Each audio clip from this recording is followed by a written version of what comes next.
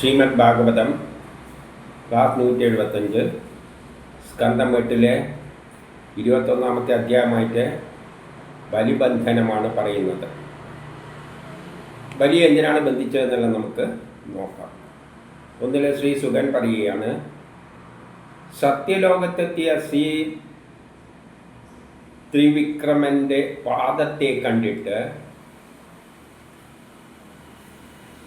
അപ്പം വാമനൻ്റെ വലുതായിട്ട് കാലുകൊണ്ട് അളന്നിട്ട് അവസാനം എവിടെ വരെ എത്തി? സത്യലോകത്തിൽ വരെ എത്തി. അവിടെ ആരിയിരിക്കുകയാണ്? ബ്രഹ്മദേവനെല്ലാം ഇരിക്കുന്നുണ്ട്. അപ്പം പാദം അവിടെ എത്തിയപ്പോൾ പാദത്തിലെ നഖങ്ങളെല്ലാം ഏതായിട്ടാണ് ഉപയോഗിച്ചിരുന്നത്? ഭഗവാന്റെ കാൽനഖങ്ങളാകുന്ന ചന്ദ്രബിംബങ്ങളാൽ ഹനിക്കപ്പെട്ട എവിടെ എത്തിയിട്ട് ആ നഖങ്ങളാൽ അവിടെ പോയി പതിക്കൂ. എവിടെ? ബ്രഹ്മലോകത്തിൽ, ബ്രഹ്മാവിൻ്റെ വാസസ്ഥലം വരെ എത്തി എന്നാണ് പറയുന്നത്. അപ്പൊ അവിടെ അതിൽ ബ്രഹ്മദേവനെ എല്ലാം കണ്ടിട്ടുണ്ട് എന്ന് പറഞ്ഞിട്ടുണ്ട്. അതായത് പ്രപഞ്ചം മുഴുവൻ ഇതിനകത്ത് കാണുമ്പോൾ ഈ ബ്രഹ്മദേവൻ അടക്കം അവിടെ എത്തിയിട്ടുണ്ട്. അപ്പം അങ്ങനെ കാലവിടെ എത്തിയപ്പോഴാണ് അതിൻ്റെ അകത്ത് ബ്രഹ്മദേവനെയും ആ കാലുമ്മലാണ് ബ്രഹ്മദേവൻ്റെ വാസസ്ഥലം കയറി നിൽക്കുന്നത്. അതുവരെ കാലുയർന്നു. അപ്പം വിരാട രൂപത്തിൽ ബ്രഹ്മദേവനും എല്ലാം അതിനകത്ത് പെടുന്നതാണ്, കാലുമ്മലാണ് വന്ന് പെട്ടിരിക്കുന്നത്. അപ്പം പിന്നെ അവിടെ വേറെ ആരെല്ലുണ്ട്? മരീചി പോലെയുള്ള മഹാരഥന്മാരുണ്ട്. അതെല്ലാം ഈ കാലിൻ്റെ ഭാഗങ്ങളായി. ആ ശരീരത്തിൽ എല്ലാം കൂടിയതാണ് ആ ശരീരം, വിരാട രൂപം. പ്രപഞ്ചത്തിൽ എന്തെല്ലാം ഉണ്ട് അതെല്ലാം ശരീരത്തിലാണ്. അപ്പം അവിടെ എന്തുണ്ട്? മരീചി പോലുള്ള മഹാരഥന്മാരുണ്ട്, അല്ലെ മുനിമാരുണ്ട്, പിന്നെ സനകാദികളെല്ലാം അവിടെയുണ്ട്. അവരെല്ലാം അത് കണ്ടപ്പോൾ എഴുന്നേറ്റ് എതിരേറ്റി ചെന്നു. 2 വേദ ഉപവേദ നിയമങ്ങളോടുകൂടിയ യമങ്ങൾ, പിന്നെന്തുണ്ട്? തർക്കശാസ്ത്രം, ഇതിഹാസങ്ങൾ, വേദാംഗങ്ങൾ, പുരാണങ്ങൾ, അവയുടെ സംഹിതകൾ എന്നിവിടെയെല്ലാം അധിഷ്ഠാന ദേവതകൾ, ഇവയുടെ എല്ലാ അധിഷ്ഠാന ദേവതകളും യോഗാഭ്യാസമാവുന്ന വായുവിനാൽ ജ്വലിക്കപ്പെട്ട നാനാക്തി കൊണ്ടും ഇതെല്ലാം അതിൽപ്പെട്ടിരിക്കുകയാണ്. ഏതെല്ലാം? യോഗാഭ്യാസമാവുന്ന വായുവിനാൽ ജ്വലിക്കപ്പെട്ട നാനാഗ്നിയാണ്. അപ്പം എല്ലാ ജ്ഞാനങ്ങളുടെയും ഉറവിടം ഏതെല്ലാണ്? വേദങ്ങളും ഇതിഹാസങ്ങളെല്ലാമാണ്. അതെല്ലാം അതിൽ പെടുന്നത് തന്നെയാണ്. അതുകൊണ്ട് ചുറ്റരിക്കപ്പെട്ട കർമ്മഫലത്തോടുകൂടി ബ്രഹ്മപ്രാപ്തിയിലെത്തി. അങ്ങനെ ബ്രഹ്മപ്രാപ്തിയിലെത്തിയ ആൾക്കാർ അവരാരായിരിക്കും? അപ്പം വേദജ്ഞാനങ്ങളെല്ലാം ആ ശാസ്ത്ര തത്വങ്ങളുടെയും യോഗാഭ്യാസത്തിലൂടെയും മറ്റും ബ്രഹ്മപ്രാപ്തിയിൽ എത്തിച്ചേർന്ന ആൾക്കാർ. അത് അവരെവിടെയാണുള്ളത്? ബ്രഹ്മത്തിൻ്റെ കൂടെയാണുള്ളത്. അതായത് ഇവിടെ നിന്ന് വല്ലവരും ബ്രഹ്മസാക്ഷാത്കാരം നേടിയിട്ടുണ്ടെങ്കിൽ അവർ എത്തിച്ചേർന്ന എവിടെയാണ്? ആ ലോകത്താണ്. അപ്പം അവരും അതിൻ്റെ അകത്ത് പെടുന്നു എന്ന് പറയുകയാണ്. ബ്രഹ്മപ്രാപ്തിയിലെത്തിയവരും എല്ലാം അതിൻ്റെ അകത്ത് പെടും. അതുകൊണ്ട് അവരും എല്ലാം എന്ത് ചെയ്തു? ആ പാദത്തെ വഴങ്ങി. ഇപ്പം ബ്രഹ്മലോകത്തിൽ ആരെല്ലാം ഉണ്ടോ? ബ്രഹ്മാവുണ്ട്, സനകാദികളുണ്ട്, പിന്നെ മരീചി പോലെയുള്ളവരുണ്ട്. പിന്നെയെല്ലാം ആരുണ്ട്? ഇവിടെ നിന്ന് ബ്രഹ്മസാക്ഷാത്കാരം നേടി വേദങ്ങളും ജ്ഞാനങ്ങളും എല്ലാം പൂർത്തീകരിച്ച് ബ്രഹ്മസാക്ഷാത്കാരം നേടി വല്ലവരും ആടി എത്തിയിട്ടുണ്ടെങ്കിൽ അവരും എല്ലാം ഇദ്ദേഹത്തെ വണങ്ങി എന്നാണ് പറയുന്നത്. ഇനി 3 പിന്നീട് കീർത്തിമാനായ ബ്രഹ്മദേവൻ എന്ത് ചെയ്യാൻ തുടങ്ങി? താൻ ആരുടെ നാഭിയിൽ നിന്നാണോ ഒരു താമരയുടെ ഇതിൽ പ്രത്യക്ഷപ്പെട്ടത്, ആ ഭഗവാന്റെ പാദത്തിൽ ഉപചാരം അർപ്പിച്ചുകൊണ്ട് ഭക്തിയോടെ ആരാധിച്ചു സ്തുതിച്ചു. അപ്പം കാലാട് എത്തിയപ്പോൾ ബ്രഹ്മദേവൻ എന്ത് ചെയ്തു? അദ്ദേഹത്തിൻ്റെ നാഭിയിൽ നിന്നാണല്ലോ ബ്രഹ്മദേവൻ ഉത്ഭവിച്ചത്, ഒരു താമരയുടെ മുട്ടിൽ, താമരയിലും. അപ്പം അങ്ങനെയുള്ള ബ്രഹ്മദേവൻ എന്ത് ചെയ്തു? ഭക്തിയോടുകൂടി അദ്ദേഹത്തെ ആരാധിച്ച് സ്തുതിച്ചു. ഇനി 4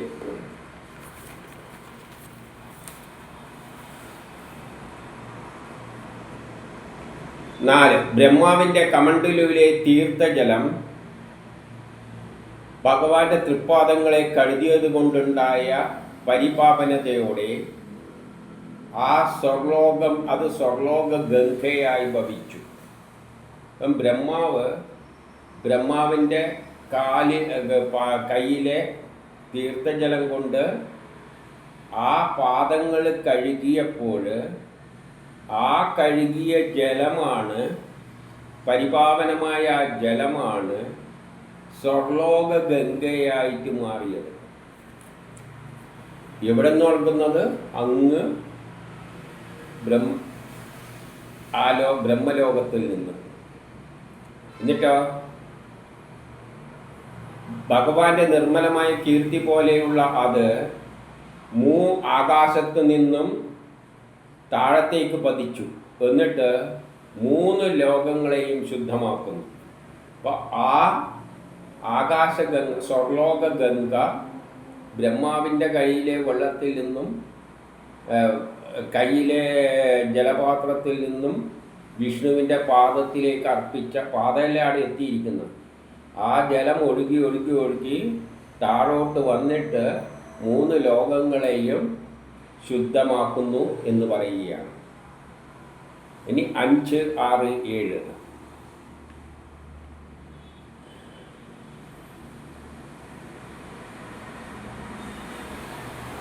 ഇനി ബ്രഹ്മാദികളായ ലോകനാഥന്മാർ അനുജന്മാരോടുകൂടി തൻ്റെ വാമനാവതാരത്തെ,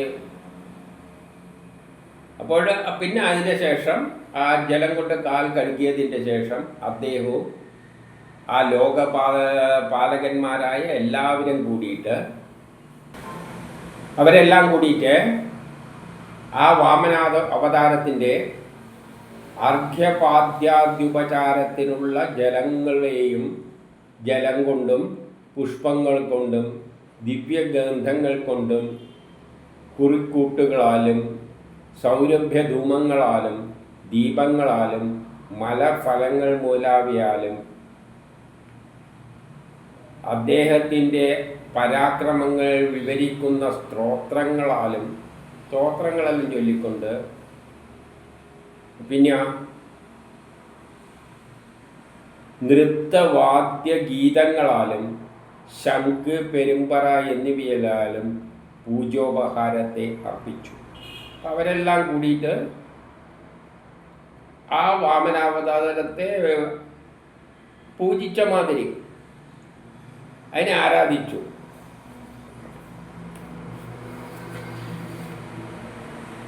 ഇനി 8ാമത്തത്, മനോവേഗമുള്ള വൃക്ഷ രാജാവാകിയ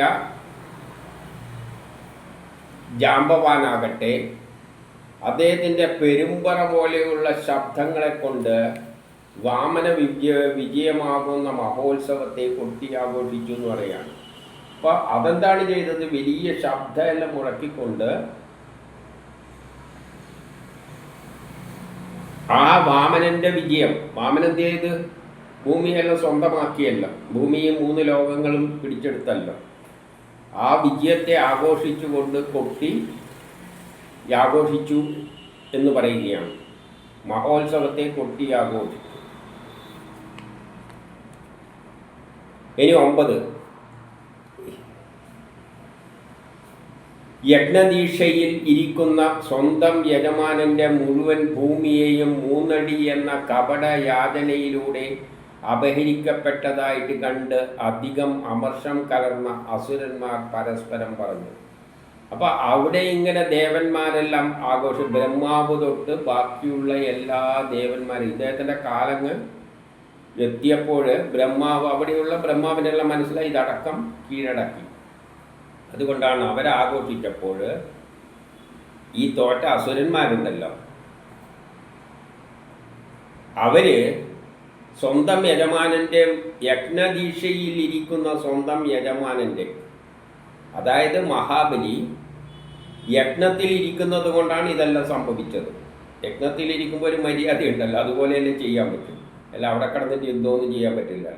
അപ്പം യജ്ഞത്തിലിരിക്കുന്ന സമയത്താണ് സമീപിച്ചിരിക്കുന്നത്. അപ്പം സ്വന്തം അവരെന്ത് കണ്ട്, യജമാനൻ്റെ സ്വന്തം ഭൂമിയെ 3 അടി എന്ന കപടയാതനയിലൂടെ കപടമായിട്ട് യാചിച്ചിട്ടാണ് വന്നിട്ട് ഇതെല്ലാം സ്വന്തമാക്കിയത്, അപഹരിച്ചത്. അത് കണ്ട് അവർക്കെല്ലാം ഭയങ്കര ദേഷ്യം തോന്നി. ആർക്ക്?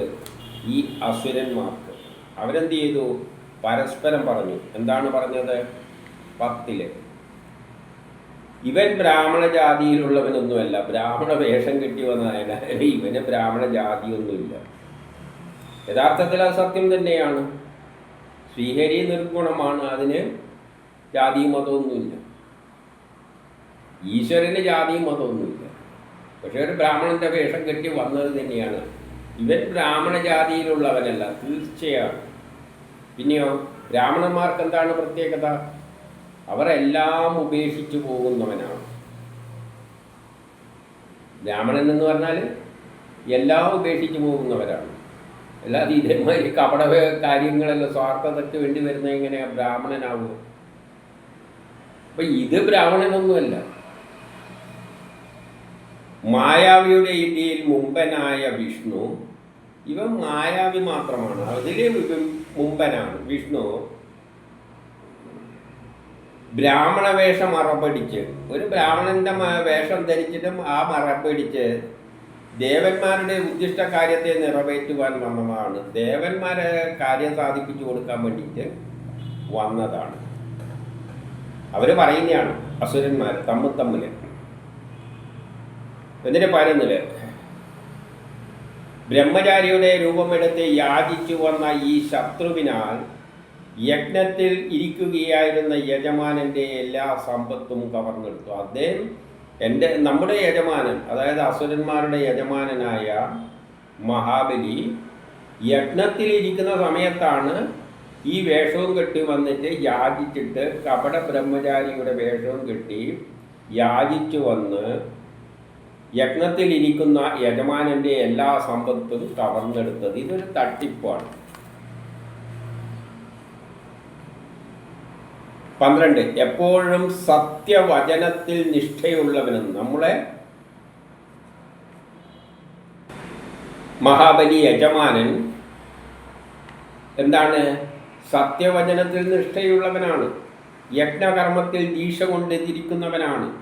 ബ്രാഹ്മണരിൽ ഭക്തിയുള്ളവനാണ്. പ്രാണികളിൽ കൃപയുള്ളവനാണ്. ആ പുരുഷന് അസത്യം പറയുവാൻ സാധ്യമല്ല. അങ്ങേരെ നമ്മളെ യജമാനൻ, അതായത് മഹാബലി, ഒരിക്കലും ഇങ്ങനെ കള്ളത്തരാണോ കള്ളവാക്കുകളോ ഒന്നും പറയില്ല. ആയതിനാൽ 13 സ്വാമിയുടെ പരിചരണവും ഇവൻ്റെ വധവും നമ്മുടെ കടമയാകുന്നു. അതുകൊണ്ട് സ്വാമിയെ പരിചരിച്ചുകൊണ്ട് ഈ വന്നവനെ വധിക്കേണ്ടത് നമ്മുടെ കടമയാണ്. ആര് പറയാണ്? അസുരന്മാർ.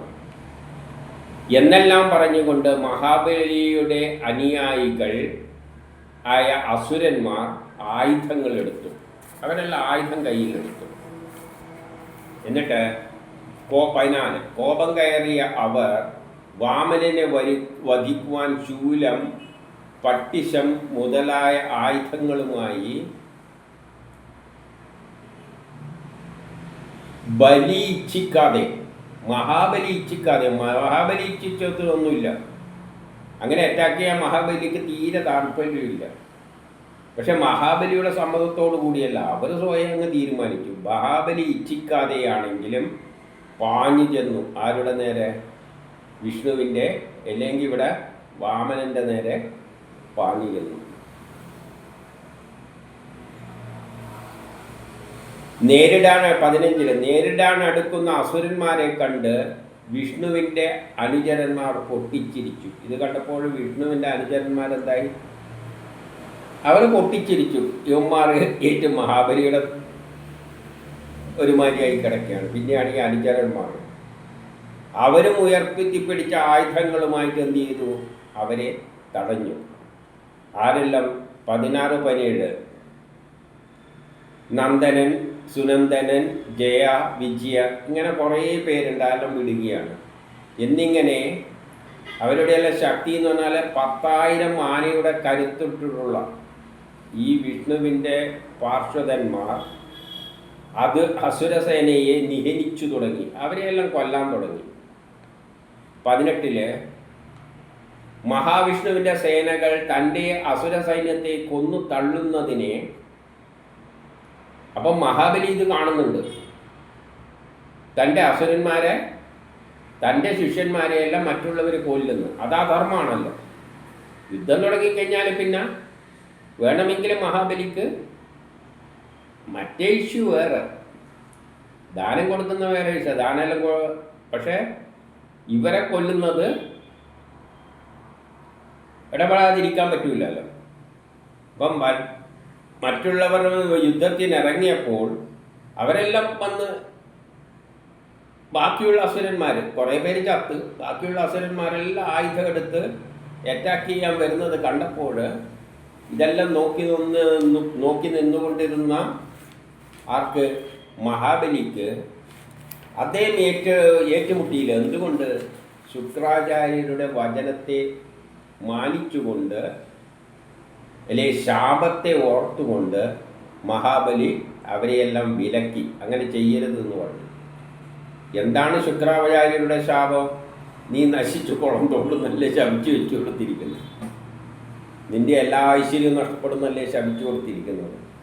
അപ്പോൾ ശാപം പിന്നെ ആ സമയത്ത് അറ്റാക്ക് ചെയ്തിട്ട് വല്ല കാര്യമുണ്ടോ? ഇല്ല. അപ്പം മഹാബലി നല്ല കാര്യബോധമുള്ള, ശാസ്ത്രജ്ഞാനമുള്ള, പരിസരബോധമെല്ലാം നല്ലോണമുള്ള വ്യക്തിയാണ്. അദ്ദേഹം എന്ത് ചെയ്തു? അല്ലയോ രാഹു 19 പറയുകയാണ്, എടോ നേമി, എടോ വിപ്രജിത്തെ. അദ്ദേഹത്തിന് വേണ്ടി അറ്റാക്ക് ചെയ്യുന്ന അസുരന്മാരുടെ നേതാക്കന്മാരെ വിളിച്ചിട്ട് പറയുകയാണ്, കേൾക്കുക, യുദ്ധം ചെയ്യരുത്, നിങ്ങൾ യുദ്ധം ചെയ്യരുത്, പിൻവാങ്ങുക, പിൻവാങ്ങിക്കോളും. ഈ കാലം നമുക്ക് അനുകൂലമല്ല. അപ്പം കാലമാണ് ആര് ജയിക്കണം ആര് തോൽക്കണം എന്ന് തീരുമാനിക്കുന്നത്. അതിന് വിഷ്ണുവിനും ഒരു കാര്യമില്ല. വിഷ്ണുവിൻ്റെ സമയമാകുമ്പോൾ വിഷ്ണു വന്നിട്ട് ദേവന്മാരെ രക്ഷിക്കും, അല്ലാതെ അവരുടെ സമയമാകുമ്പോൾ അവർ ജയിക്കും. അപ്പോൾ ഇവിടെ എല്ലാം കാലം പ്ലാൻ ചെയ്ത മാതിരിയാണ് പോകുന്നത്, അല്ലാതെ ഇതിലൊന്നും ഒരു കാര്യമില്ല. അതുകൊണ്ട് നമ്മുടെ കാലം ശരിയല്ല. പണ്ട് ദേവന്മാരുടെ ഗുരു എന്താണ് പറഞ്ഞത്? നമ്മുടെ കാലം ഇപ്പോൾ ശരിയല്ല, കൊണ്ട് പോയി ഒളിച്ചോന്നു. ആ കാലം കഴിഞ്ഞ് പുതിയ കാലം വന്നപ്പോൾ ഇവർക്ക് നല്ല സമയമായി, ദേവന്മാർക്ക്. ഇവരുടെ സമയം മോശമായി. അതുകൊണ്ടാണ് അത് അറിഞ്ഞ് ഇദ്ദേഹം എന്ന് പറഞ്ഞു, നമ്മുടെ കാലം അനുകൂലമല്ല. 20 സുഖദുഃഖങ്ങൾക്ക് ഹേതുവായ ആ കാലശക്തിയെ പുരുഷ പ്രയത്നങ്ങൾ കൊണ്ട് മറികടക്കാൻ ആർക്കും ആവില്ല. സുഖദുഃഖങ്ങളെല്ലാം കാലത്തിനനുസരിച്ചാണ് ഉണ്ടാകുന്നത്. അതിനെ ഒരു പുരുഷാർത്ഥങ്ങൾക്കും ഒരു പുരുഷന്മാർക്കും സ്വപ്രയത്നങ്ങൾ കൊണ്ട് മറികടക്കാൻ കഴിയില്ല. അപ്പം നമുക്ക് നല്ല സമയത്ത് ഗുണം കിട്ടും, മോശ സമയത്ത് എന്തെങ്കിലും ചെയ്തിട്ട് അതിനെ മറികടക്കാമെന്ന് വിചാരിക്കുന്നത് മണ്ടത്തരമാണ്, കിട്ടില്ല. അത് കുറച്ചുകൂടി വ്യക്തമായിട്ട് 21 പറയുന്നു, യാതൊരു ശക്തി മുൻപ് നമ്മുടെ ഉയർച്ചയ്ക്കും ദേവന്മാരുടെ താഴ്ചക്കും കാരണമായോ, മുമ്പ് ആ ശക്തി നമ്മുടെ പക്ഷത്തായതുകൊണ്ട് നമ്മളെ ഉയർച്ചയ്ക്ക് കാരണമായി ദേവന്മാരുടെ പരാജയത്തിനും കാരണമായി. അതേ കാലശക്തി ഇന്ന് നേർ വിപരീതമായിട്ട് നിൽക്കുകയാണ്. ദേവന്മാർക്ക് ഉന്നതിയും നമുക്ക് മോശവുമായിട്ട് നിന്നിരിക്കുകയാണ്. അതുകൊണ്ട് ഒരു രക്ഷയില്ല.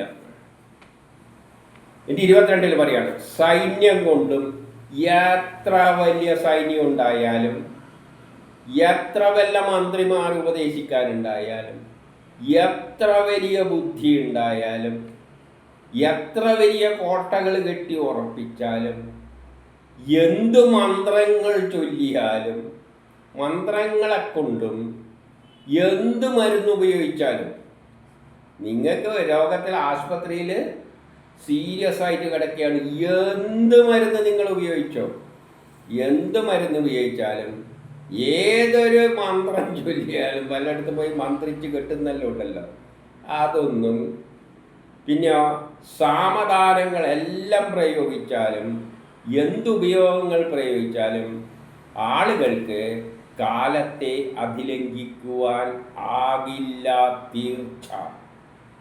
മഹാബലി പറയുന്ന തത്വമാണ്. എന്ത് മന്ത്രങ്ങൾ പലയിടത്തും പോയി മന്ത്രിച്ചു കിട്ടും, ഏലസ് കിട്ടും, ജീവിത വിജയത്തിന് ഇന്ന ചെയ്യുക, എല്ലാം നമുക്ക് യൂട്യൂബിൽ കാണാം. യൂട്യൂബിൽ വേണ്ട എല്ലാവർക്കും അറിയുന്നതിൻ്റെ തന്നെ. എല്ലാം പ്രശ്നം ഉണ്ടാകുമ്പോൾ മന്ത്രജപം, പിന്നെയോ ആശുപത്രിയിൽ മരുന്ന്, രോഗിയൊന്നും മാക്സിമത്തിലെത്തുമ്പോൾ ഡോക്ടർമാരെ മാറി മാറി കാണിക്കും, പല പല മരുന്നുകൾ കൊടുത്തു നോക്കും, ഒരു രക്ഷയില്ല. അതുകൊണ്ട് വെറുതെ ചുമ്മാ പണം കളയേണ്ട ഒരു കാര്യമില്ല. ഒരു മന്ത്രതന്ത്രാദികൾക്കും ഒരിടത്തിൽ പോയി പ്രാർത്ഥിച്ചിട്ടും ഒരു രക്ഷയും കിട്ടാൻ പോകുന്നില്ല. ഒരാചാരങ്ങൾ അനുഷ്ഠിച്ചാൽ ഒരു ചുക്കും കിട്ടാൻ പോകുന്നില്ല. കാലം സമയം അനുകൂലമല്ലെങ്കിൽ. രാജ്യങ്ങൾ എത്ര വലിയ കോട്ടകൊട്ടങ്ങളും ന്യൂക്ലിയർ ബോംബ് പോലും ഉണ്ടായാലും അതെല്ലാം നിഷ്ഫലമായി പോകും സമയം ശരിയല്ലെങ്കിൽ. എത്ര വലിയ ആയുധങ്ങൾ വാങ്ങിക്കൂട്ടിക്കഴിഞ്ഞാലും സമയം ശരിയല്ലെങ്കിൽ അതെല്ലാം നിഷ്ഫലം, തീർച്ച. ഇപ്പം ജീവിതത്തിൽ നല്ല സമയം വരാൻ കാത്തിരിക്കുക. അപ്പോൾ ഒരു ജ്യോത്സ്യന് നല്ല സമയം ഇന്നത് എന്ന് പറഞ്ഞു തരാനേ പറ്റൂ, അല്ലാതെ ഏലസുകളോ കുന്തങ്ങളോ കൊണ്ട് അതിനെങ്ങ് ശരിയാക്കി തരാമെന്ന് വെച്ചാൽ നടക്കുന്ന കാര്യമല്ല. നല്ല സമയത്തുമ്പോൾ നല്ലത് കിട്ടും, മോശം വിധത്തുമ്പോൾ എത്തി കിട്ടും. അവിടെ വിഷ്ണുവിന് ഒന്നും ചെയ്യാൻ പറ്റില്ല, വിഷ്ണു പോലും ഒന്നും ചെയ്തിട്ടില്ല. അതുകൊണ്ടാണ് ദേവന്മാരോട് പറഞ്ഞത് ഗുരു, ആരെ പോയി കണ്ടിട്ടൊന്നും ഇപ്പം കാര്യമൊന്നുമില്ല, നിങ്ങൾ പോയി ഒളിക്ക്, സമയത്തുമ്പോൾ പോയിട്ട് ആരെങ്കിലും ആ സമയത്ത് പോയി സമീപിച്ചാൽ മതി. അപ്പം വിഷ്ണു ആ സമയത്തെപ്പോഴേ വന്നുള്ളൂ. അതുകൊണ്ട് അവനെ അതിലംഘിക്കാൻ ആകില്ല, തീർച്ച. 23 ദൈവാധീനത്താൽ അഭിവൃദ്ധിപ്പെടുന്ന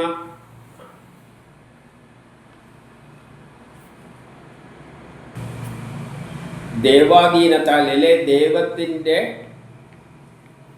സഹായം, ഈശ്വരൻ്റെ സഹായം നമ്മുടെ നേരെ ആയ സമയത്ത്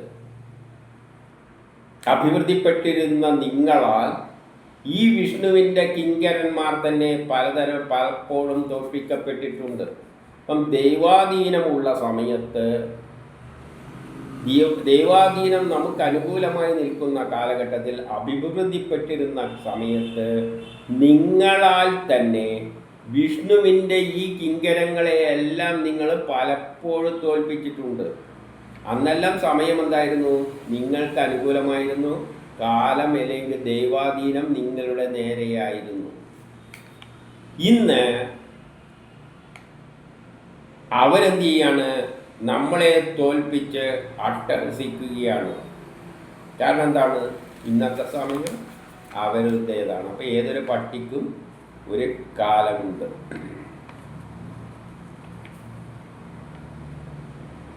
അതുകൊണ്ട് 24 എന്ത് പറയാണ്?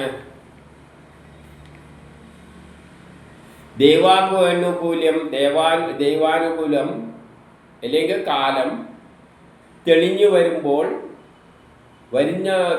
വരുന്ന സമയത്ത് അപ്പോൾ അവരെ കീഴടക്കാൻ പറ്റും.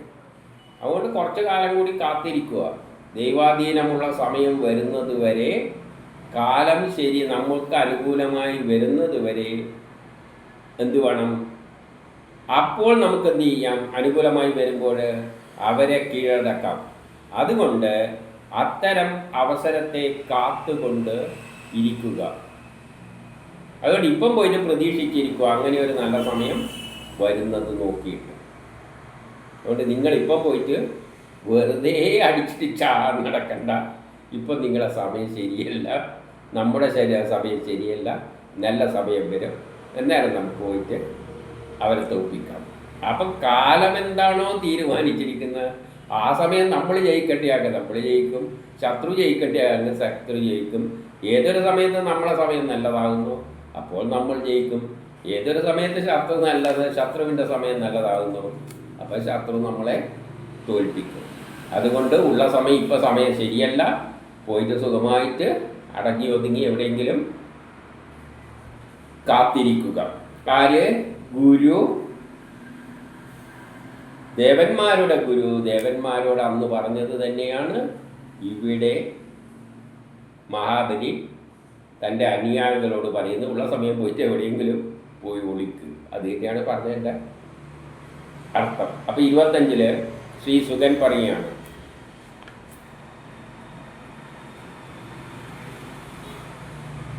വിഷ്ണു പാദവർഷികൾ.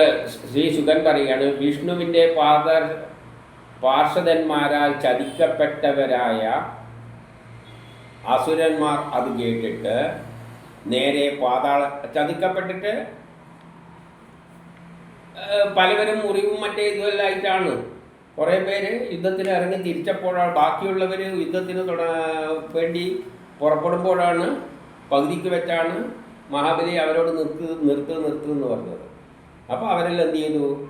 അതെല്ലാം കേട്ടിട്ട് നേരെ പാതാള ലോകത്തിലേക്ക് തിരിച്ചുപോയി. അപ്പോഴാണ് എന്ത് സംഭവിക്കുന്നത്? യുദ്ധം ഏകദേശം തീരുന്നത്. അതുവരെ മഹാബലി ഏറ്റുമുട്ടിയല്ല, മഹാബലിയോട് തന്ത്രത്തിൽ പരാജയപ്പെടുത്തിയതാണ്. അപ്പോൾ മഹാബലിയുടെ ശിഷ്യന്മാർക്ക് അത് ബാധകമല്ല. അവർ ഏറ്റുമുട്ടുമ്പോൾ മഹാബലി പറഞ്ഞു, ഇപ്പം വെറുതെ ഏറ്റുമുട്ടിട്ട് കാര്യമില്ല, പോയി എവിടെ പോയി. അപ്പോൾ അവരവരെ പാട്ടിന് പോയി. അതോടുകൂടി അവിടെ യുദ്ധം ശാന്തമായി. ഇനി മഹാബലിക്ക് എന്തില്ല? ചലിക്കാൻ പറ്റാത്ത അവസ്ഥ വന്നു. അവരുടെ സമയം മോശമാകുമ്പോൾ എന്ത് പറ്റും? ചലിക്കാൻ പറ്റില്ല. അങ്ങനെയുള്ളൊരു സമയമാണ് നമ്മൾ എവിടെ കണ്ടത്? മഹാഭാരത യുദ്ധത്തിൽ കർണൻ്റെ രഥങ്ങൾ ചലിക്കാതായി. കർണൻ്റെ രഥം ചലിക്കാതായി, താണുപോയി. അത് താണുപോയി എന്ന് പറഞ്ഞേ ഉള്ളൂ. അപ്പം എത്രയോ ധീരനാണ് കർണൻ. പക്ഷേ അദ്ദേഹത്തിൻ്റെ സമയം മോശമായപ്പോൾ രഥം ചലിക്കാതെയായി. അപ്പം കൃഷ്ണൻ എന്താണ് പറഞ്ഞത്? ഉടനെ തല വെട്ടിക്കൊള്ളണം. ഇനി സമയം നന്നായി പോയാൽ ഇവൻ തല തിരിഞ്ഞിട്ട് പണ്ടത്തെ അവസ്ഥയിലാവും. അതുകൊണ്ട് എന്ത് ചെയ്തോളുക? ഒരു താമസവും വരുത്താറ് ഉടനെ തല വെട്ടിയെടുത്തോളണം. അല്ലാതെ സമയം നന്നായി പോയി കഴിഞ്ഞാൽ കീഴടക്കാൻ പറ്റില്ല. അതുകൊണ്ടാണ് ഉടനെ ഒന്നും ആലോചിക്കണ്ട, ഇപ്പം തന്നെ പറ്റിയ സമയം. അതുപോലെ ഇവിടെ എന്തായി? മഹാബലിയും ചലിക്കാത്ത അവസരത്തിൽ ബന്ധനസ്ഥനായി. എങ്ങനെയാണ് ബന്ധനസ്ഥനായത് എന്ന് പറയുന്നുണ്ട് 26. അതിൽ പിന്നെ ഗരുഡൻ, വിഷ്ണുവിൻ്റെ വാഹനമാണല്ലോ, ഭഗവാന്റെ അഭിപ്രായഗതിയെ മനസ്സിലാക്കി. ഭഗവാന്റെ അഭിപ്രായഗതി എന്ന് പറഞ്ഞാൽ കാലം തന്നെയാണ്. കാലത്തിൻ്റെ അഭിപ്രായഗതി എന്താണ്? ഇനി മഹാബലിയെ കെട്ടിയിടുക, ചലിക്കാത്ത അവസ്ഥയിൽ ഇരുത്തുക. എത്ര വരെ?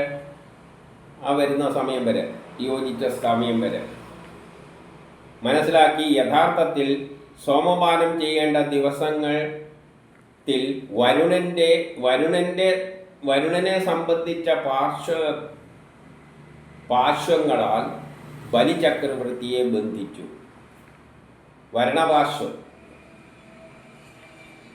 വരുണപാശത്താലാണ് ബന്ധിച്ചത്. വരുണൻ എന്താണ്? ഓർബിറ്റാണെന്ന് ഞാൻ പണ്ടേ പറഞ്ഞു. ഏത് ഓർബിറ്റ്? ഗ്രഹങ്ങൾ ചുറ്റുന്ന ഓർബിറ്റ്. അപ്പം ഓർബിറ്റിൽ ഓരോ ഗ്രഹങ്ങൾ ഓരോ സമയത്തെത്തുമ്പോഴാണ് സമയമായിട്ട് ബന്ധിപ്പിച്ചിരിക്കുന്നത്. അപ്പം സമയം ആ ഓർബിറ്റിലെ ഗ്രഹങ്ങളുടെ സ്ഥിതിയെ ആശ്രയിച്ചാണ് ഇരിക്കുന്നത്. അപ്പം നമ്മളെല്ലാം വരുണപാശത്താലാണ് ബന്ധിച്ചിരിക്കുന്നത്. ഓർബിറ്റുകളായിട്ട് ഗ്രഹങ്ങൾ ഓർബിറ്റിൽ ചുറ്റുന്ന ആ പൊസിഷൻ അനുസരിച്ചാണ് നമ്മളെ സ്ഥിതിയെല്ലാം കിടക്കുന്നത്. അപ്പം ചില സ്ഥലത്ത് ഗ്രഹങ്ങൾ വരുമ്പോൾ നമ്മൾ ആ വരുണപാശം, ആ ഓർബിറ്റ് നമ്മളെ ചലിക്കാൻ പറ്റാത്ത അവസ്ഥയിലാക്കും. അതായത് കാലം അപ്പോൾ നമുക്കെതിരാണ്, നമുക്കൊന്നും ചെയ്യാൻ പറ്റില്ല. അതേപോലെ തന്നെ മഹാഭാരതത്തിൽ കർണൻ ഒന്നും ചെയ്യാൻ പറ്റാതെയായി, കർണൻ അങ്ങനെ ഇരിക്കേണ്ടി വന്നു. അതുപോലെ ഇവിടെ വരുണൻ്റെ പാശത്താൽ എന്ത് ചെയ്തു? ബലിചക്രവർത്തിയെ ബന്ധിച്ചു. അപ്പം കാലമാണ് ബലിചക്രവർത്തിയുടെ പ്രവർത്തനങ്ങളെ ബന്ധിച്ചത്. ഇനി ആരുടെ കാലഘട്ടമാണ്? ഇനി ദേവന്മാരുടെ കാലഘട്ടമാണ്. പിന്നെ അത് കഴിഞ്ഞിട്ട് വരുമ്പോൾ ഗ്രഹങ്ങളിങ്ങനെ ആ വർണ്ണപാശത്തിലൂടെ ചുറ്റിക്കൊണ്ടിരിക്കുമല്ലോ. അപ്പോൾ വേറൊരു സ്ഥലത്ത് നിന്നുമ്പോൾ ദേവന്മാർക്ക് മോശമായിത്തീരും. അപ്പോൾ ദേവന്മാരെ പിടിച്ചു കെട്ടും, ബലീനെ ഇളക്കി വിടും. ഇനി 27. സർവസമർത്ഥനായ വിഷ്ണുവിനാൽ അസുര ചക്രവർത്തി പിടിച്ചടക്കപ്പെട്ടപ്പോൾ ഭൂമിയിലും ആകാശത്തിലും ഉച്ചത്തിലുള്ള നിലവിളികൾ ഉണ്ടായി. അപ്പോൾ അത്രയും വലിയ ശബ്ദമുണ്ടായി എന്നാണ് പറയുന്നത് ആ സമയത്തിൻ്റെ പ്രത്യേകത. ഇനി 28. വരുണ സംബന്ധമായ പാശങ്ങൾ കൊണ്ട് ബന്ധിക്കപ്പെട്ട്, അപ്പം കാലചക്രം കൊണ്ടാണ്, വരുണപാശം കൊണ്ടാണ് ബന്ധിക്കുന്നത്. വരുണപാശം എന്ന് പറഞ്ഞാൽ സൂര്യൻ്റെയും ഗ്രഹങ്ങളുടെയും ഓർബിറ്റാണ്. ആ ഓർബിറ്റിനെ കൊണ്ടാണ് നമ്മൾ, ആ ഓർബിറ്റിലെ ഗ്രഹങ്ങളുടെ ചലനമനുസരിച്ചാണ് നമ്മളുടെ ജീവിതത്തിലെ ജയവും പരാജയവും എല്ലാം കിടക്കുന്നത്, മുന്നോട്ടേക്കുള്ള ചലനം കിടക്കുന്നത്. ചില സ്ഥലത്തേക്ക് ഗ്രഹങ്ങളെത്തുമ്പോൾ ആ ഓർബിറ്റിൽ ചില സ്ഥലത്തെത്തുമ്പോൾ നമ്മൾ ബന്ധനസ്ഥനായിരിക്കും, നമുക്കൊന്നും ചെയ്യാൻ പറ്റാത്ത അവസ്ഥയെത്തും. അങ്ങനെയുള്ളൊരു വരുണപാശം കൊണ്ട് ബന്ധിപ്പിക്കപ്പെട്ട അവസ്ഥയിലെത്തിയിരിക്കുകയാണ് ആര്? സത്യസന്ധനായ മഹാബലി. അദ്ദേഹത്തിൻ്റെ ഐശ്വര്യം നശിച്ചെങ്കിലും അദ്ദേഹത്തിൻ്റെ ഐശ്വര്യം നശിച്ചുപോയി. പക്ഷേ ബുദ്ധിയുടെ ബുദ്ധിദാർഢ്യവും ആ ബുദ്ധി തെളിഞ്ഞത് കൊണ്ടാണ് അദ്ദേഹം പറഞ്ഞത് പോയി മിണ്ടാണ്ടിരി, ഇപ്പോൾ നമ്മളെ സമയമല്ല എന്ന്. മഹാദാനി എന്ന നിലയിലുള്ള കീർത്തിയും നേടിയവനായ ബലിയോട് വാമനൻ പറഞ്ഞു. അപ്പം ആ സമയത്ത് ബലിയോട് വാമനൻ പറയുകയാണ്. അപ്പം ബലിയെ ബന്ധിച്ചത് എന്തിനാണെന്ന് വെച്ച് കഴിഞ്ഞാൽ വരുണപാശത്താൽ ബന്ധിച്ചതാണ്. നമ്മുടെ ജീവിതമെല്ലാം ആ ഗ്രഹങ്ങളുടെ ചലനവുമായിട്ട് ആ വരുണപാശത്തിൽ ബന്ധപ്പെട്ടാണ് കിടക്കുന്നത്. ചിലപ്പോൾ നമ്മൾ സ്വതന്ത്രമായിട്ട് വിടും, ചിലപ്പോൾ നമ്മൾ അനങ്ങാൻ പറ്റാത്ത മാതിരി കെട്ടിയിടും. അപ്പം 29 ഹേ അസുര, വാമനൻ ചോദിക്കുകയാണ്, അങ്ങയാൽ എനിക്ക് 3 അടി സ്ഥലം ദാനം ചെയ്തു. 2 അടി കൊണ്ട് എല്ലാം അളന്നു കഴിഞ്ഞു. 3-ാമത്തേതിനുള്ള നിർദ്ദേശം തന്നാലും.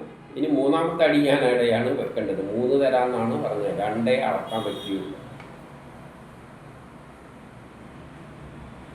എന്നിട്ട് 30 പറയുകയാണ്, ഏതൊരിടം വരെ സൂര്യരശ്മി എത്തുന്നുവോ, സൂര്യൻ്റെ രശ്മി എതുവരെ എത്തുന്നുണ്ടോ, സൂര്യൻ ഇങ്ങനെ ചലിച്ചുകൊണ്ടിരിക്കുകയല്ലേ, സൂര്യനടക്കം ചലിക്കുന്നുണ്ട്.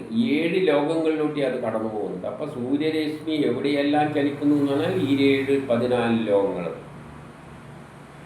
പിന്നെയോ 7 ലോകങ്ങൾ. സൂര്യരശ്മി ആറ്റത്തിൻ്റെ അകത്തേക്ക് പോകുന്നില്ല, പാതാളത്തിലേക്ക് പോകുന്നില്ല. അപ്പം പാതാളവും ഭൂമിയോടെ ബന്ധപ്പെട്ട് കിടക്കുന്നതിനെയാണ്. അപ്പം ഭൂമി കീഴടക്കി എന്ന് പറഞ്ഞാൽ പാതാളവും അതിൻ്റെ കൂട്ടത്തിൽ പോകും. അപ്പോൾ ഏതൊരിടം വരെ സൂര്യരശ്മി എത്തുന്നുവോ, കഥയിൽ ചോദ്യമില്ലേ, ഏതൊരിടം വരെ ചന്ദ്രൻ നക്ഷത്രങ്ങളോടൊത്ത് പ്രകാശിക്കുന്നുവോ അത്രയും ദൂരം ഏതൊരിടം വരെ മേഘങ്ങൾ മഴ ചൊരിയുന്നുവോ അതുവരെയുള്ള അതിര് അങ്ങയുടേതാണ്. അപ്പോൾ സൂര്യൻ്റെ വെളിച്ചം എത്തുന്ന സ്ഥലമെല്ലാം, ചന്ദ്ര നക്ഷത്രങ്ങളോടുകൂടി വെളിച്ചം പരത്തുന്ന സ്ഥലമെല്ലാം, മേഘങ്ങൾ എവിടെയെല്ലാം മഴ പെയ്ക്കുന്നു അത്രയും സ്ഥലങ്ങളെല്ലാം തന്നെ അങ്ങയുടേതാണ്.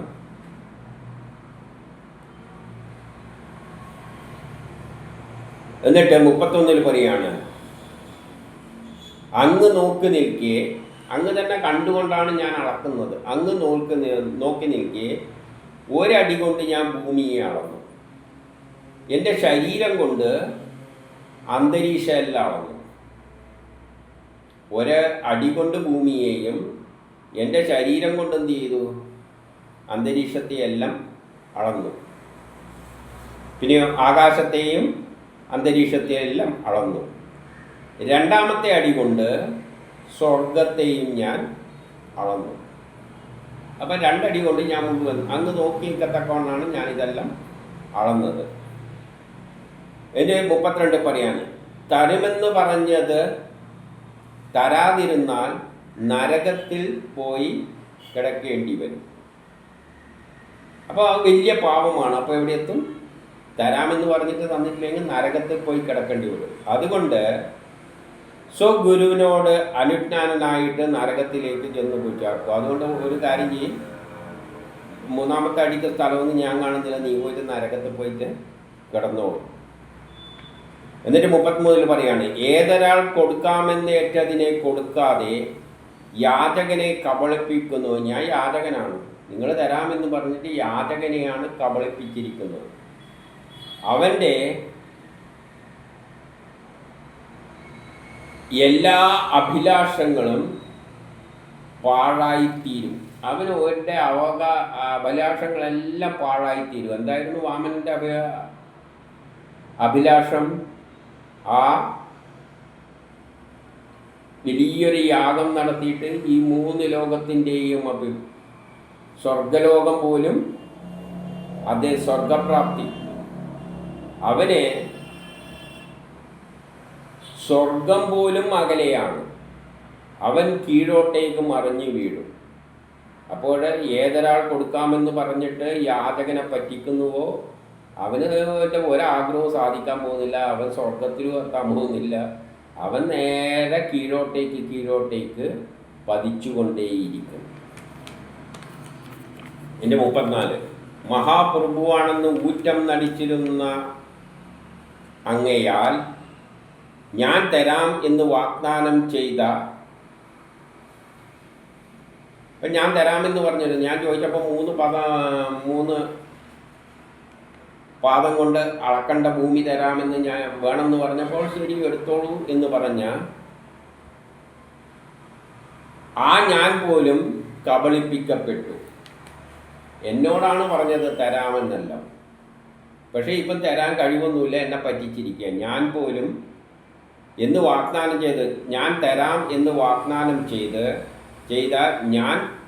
ഞാൻ പോലും കബളിപ്പിക്കപ്പെട്ടു. ഞാനിപ്പം കബളിപ്പിക്കപ്പെട്ടിരിക്കുകയാണ്. ആകയാൽ പൊള്ളയായി പറഞ്ഞതിൻ്റെ ഫലമായി, പൊള്ളയ വാക്കാണ് അങ്ങ് പറഞ്ഞിരിക്കുന്നത്, അതിൻ്റെ ഫലമായിട്ട് നീ നരകത്തിൽ ഏതാനും വർഷം അനുഭവിച്ചു കൊള്ളുക. അതുകൊണ്ട് നരകത്തിൽ കുറച്ചു കാലം ആ പാപം തീരുന്നവരെ പോയിട്ട് നീ നരകത്തിൽ അനുഭവിച്ചു കൊള്ളുക. ഇനി അടുത്ത അധ്യായത്തിൽ. അപ്പോൾ ഇവിടെ നമ്മൾ ഇതിലോട്ട് പറഞ്ഞു വെക്കുന്ന കാര്യം പ്രധാനമായിട്ട് ഇത്രയേ ഉള്ളൂ. നമ്മളെല്ലാം ഗ്രഹങ്ങളുടെ ചലനം, ഗ്രഹങ്ങൾ ഓർബിറ്റിലൂടെയാണ്, അതായത് വരുണനിലൂടെയാണ്, വരുണൻ്റെ ഓർബിറ്റിൻ്റെ പാത്തിലൂടെയാണ് ഗ്രഹങ്ങൾ സഞ്ചരിക്കുന്ന. ആ ഗ്രഹങ്ങളെല്ലാം ആ വരുണപാശത്താലാണ് നമ്മളെ ബന്ധിച്ചിരിക്കുന്നത്. ഈ ലോകത്തിലെ എല്ലാ ചരാചരങ്ങളെയും ഓർബിറ്റുകളിലൂടെ, ആ ഓർബിറ്റുകളാണ് വരുണപാശത്താൽ ബന്ധിച്ചിരിക്കുകയാണ്. ആ പാശത്തിന് അയവ് വരുമ്പോൾ, എപ്പോഴാണ് അയവ് വരിക? അതിലെ ഗ്രഹങ്ങൾ നല്ല സ്ഥാനത്ത് വരുമ്പോൾ നമുക്ക് അയവ് വരും. നമുക്ക് കർമ്മങ്ങൾ ചെയ്യാം, വിജയിക്കും. അത് മോശസ്ഥാനത്ത് വരുമ്പോൾ നമ്മൾ ബന്ധനസ്ഥനാകും, നമുക്കൊന്നും നിൽക്കാൻ പറ്റില്ല, അനങ്ങാൻ പറ്റില്ല. ഇപ്പം ജീവിതത്തിൽ നല്ല സ്ഥാനമുണ്ട്, മോശ സ്ഥാനമുണ്ട്, സമയവുമുണ്ട്. ആ നല്ല സ്ഥാനം എന്ന് പറയുന്നത് ഗ്രഹങ്ങൾ നല്ല സ്ഥാനത്ത് വരുമ്പോൾ, മോശം സ്ഥാനം എന്ന് പറയുന്നത് മോശ സ്ഥലത്ത് ഗ്രഹങ്ങൾ ആ വരുണപാശത്തിൽ മോശം സ്ഥലത്ത് വരുമ്പോൾ. അപ്പം മോശ സ്ഥലത്ത് വരുമ്പോൾ നമ്മൾ എന്ത് ചെയ്താലും നമുക്ക് ഒരു ഗുണവും കിട്ടാൻ പോകുന്നില്ല. അതുകൊണ്ട് നല്ല കാലത്ത് നമുക്ക് നല്ലതെല്ലാം കിട്ടും. ബാക്കി ദുഃഖമുള്ള സമയത്ത് നമ്മൾ എന്ത് തന്നെ ചെയ്താലും, എത്ര തന്നെ ആയുധങ്ങൾ ഉണ്ടായാലും, എത്ര സന്നാഹങ്ങൾ ഉണ്ടായാലും, എന്ത് കോട്ടകൾ കെട്ടിയാലും, എന്ത് തന്നെ പൂജാമന്ത്രങ്ങൾ ചെയ്താലും, എന്ത് തന്നെ ആചാരങ്ങൾ അനുഷ്ഠിച്ചാലും ഒരു കാര്യവും അതിനെക്കൊണ്ടില്ല എന്നാണ് മഹാബലി ഇവിടെ പറഞ്ഞു വെക്കുന്നത്. അതുകൊണ്ട് നല്ല സമയത്തിന് വേണ്ടി കാത്തു നിൽക്കുക. അപ്പോൾ എന്തുകൊണ്ടാണ് ചിലവർ പറയുന്നുണ്ട് എനിക്ക് പൂജ നടത്തിയിട്ട് ഫലം കിട്ടുന്നത്? അതെപ്പോഴാണ് കിട്ടുന്നത്? നല്ല സ്ഥലത്ത് വരുമ്പോൾ കിട്ടും. അതിൻ്റെ പൂജ നടത്തുന്നതുമായിട്ട് എന്ത് ബന്ധം? പൂജ നടത്തിയാലും നടത്തിയിട്ടില്ലെങ്കിൽ ആ സ്ഥലത്തെത്തുമ്പോൾ കിട്ടും. ഇതാണ് ഭാഗവതം ഈ ഒരു അധ്യായത്തിലൂടെ പഠിപ്പിക്കുന്നത്. അതാണ് മഹാബലി ഒന്നും ചെയ്യാൻ പറ്റാതെ മാതിരി ബന്ധനത്തിലായ മാതിരി, വരുണപാശത്താൽ ബന്ധനത്തിലായ മാതിരി ഇരിക്കുകയാണ്. ഇതേ അവസ്ഥയിൽ തന്നെയായിരുന്നു പണ്ട് പാണ്ഡവർ, ദേവന്മാർ. ദേവഗുരു പറഞ്ഞു പോയി എവിടെയെങ്കിലും പോയി ഒളിച്ചു കൂടിക്കോളൂ, പല മാളത്തിലും പോയി ഒളിച്ചു, വേറെ രക്ഷയൊന്നുമില്ല. അല്ലാതെ വിഷ്ണുവിനെ പോയി ചെന്ന് കണ്ടിട്ടൊന്നും ഒരു കാര്യമില്ല. സമയത്തുമ്പോൾ കാര്യം നടക്കും. ഈ ഒരു സത്യമാണ് ഈ ഒരു അധ്യായത്തിലൂടെ പഠിപ്പിക്കുന്നത്.